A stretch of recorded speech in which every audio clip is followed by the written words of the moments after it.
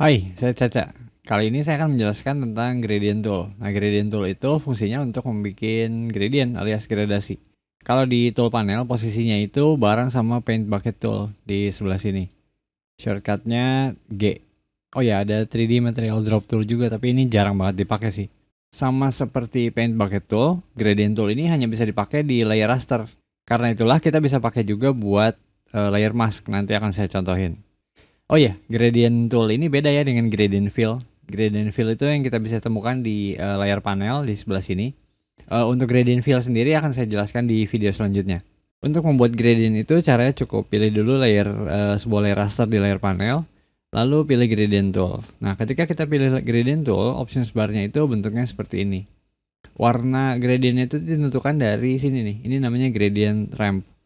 Nah, saya klik, lalu muncullah menu kecil ini. Ini kalau di Photoshop CC 2020 ya. Nah, bagian atas ini kita bisa lihat hitam dan putih. Kalau ini saya klik, terpilihlah jenis gradient yang ini. Tapi tentu bisa milih yang lain. Misal, milih warna ini. Lalu, cukup klik dan drag di kanvas. Klik untuk menentukan yang namanya starting point. Lalu drag, jangan lepaskan kliknya. Lalu, kalau udah sampai di bagian yang diinginkan, lepas kliknya. Jadi deh gradientnya.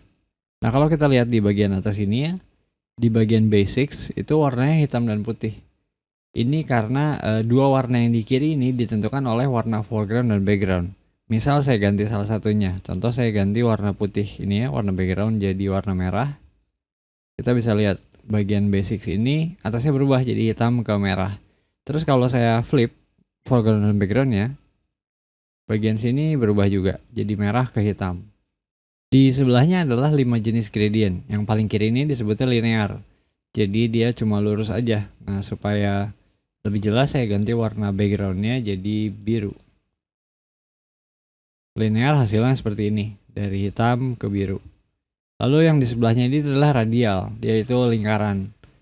Jadi ketika saya tarik dari tengah keluar, hasilnya ya gradasi dari hitam ke biru dengan pusatnya di tengah.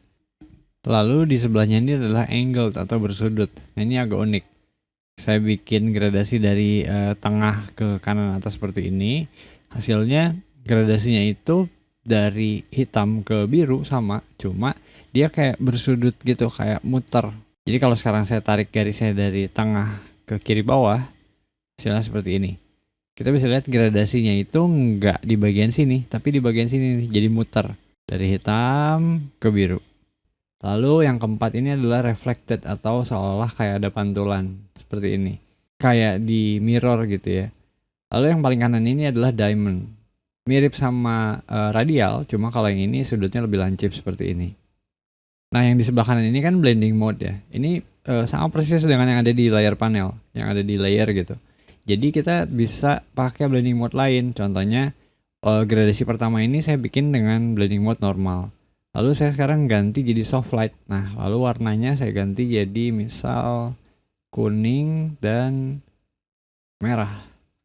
Jenis gradientnya saya pilih ke radial. Lalu saya bikin sebuah gradient yang baru. Nah, kita bisa lihat warnanya berubah. Kalau mau lebih tebal lagi, misal pakai multiply gitu. Hasilnya jadi seperti ini. Kreasi dengan gradient ini jadi bisa dibilang nggak terbatas ya, karena kita bisa memodifikasi banyak banget atribut. Selain itu kita juga bisa modifikasi opacity-nya untuk nentuin transparansi ya. Nah, di sebelahnya ini adalah 3 opsi yang menarik. Reverse ini sesederhana membalik gradientnya. Contohnya kalau di gradient ramp kita lihat ini kan dari hitam ke putih ya. Kalau saya klik reverse jadi kebalikannya. Kalau di third ini opsi yang sebaiknya diaktifkan terus karena dia untuk memperhalus gradasi.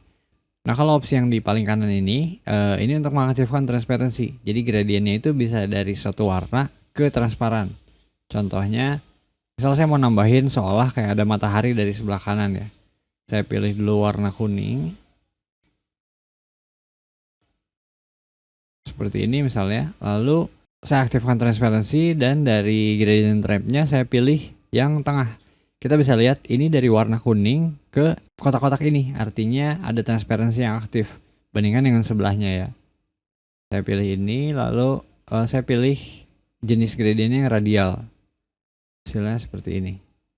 Walaupun di sini warna warna backgroundnya putih, tapi kita bisa lihat gradasinya itu hanya dari kuning ke transparan.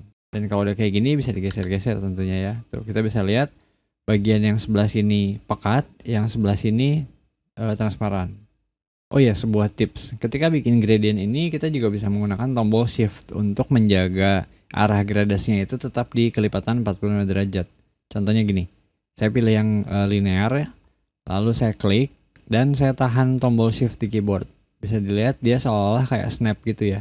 Demikian pula kalau saya geser. Dia tetap ada di kelipatan 45 derajat. Baik itu lurus atau diagonal miring seperti ini. Bisa ke atas ke bawah ataupun kanan ke kiri. Contohnya seperti ini. Untuk pengaturan gradient yang lebih lanjut, kita bisa masuk ke yang namanya gradient editor. Nah, caranya itu cukup klik warnanya di sebelah sini. Jadi bukan klik panahnya, klik warnanya, muncul jendela gradient editor. Nah, ini nih sesungguhnya agak tingkat lanjut. Jadi saya nggak akan jelaskan di sini. Tapi pada dasarnya sih, ya kita bisa milih gradient seperti tadi ya. Seperti kayak kalau klik di panahnya, seperti ini. Atau kita juga bisa mengatur gradient yang udah ada. Contohnya, saya pilih blues ini. Kita bisa lihat di bawahnya berubah. Nah, ini bisa saya geser-geser nih. Seperti itu. Saya sarankan sih untuk coba main-main aja dengan slider yang di bawah ini.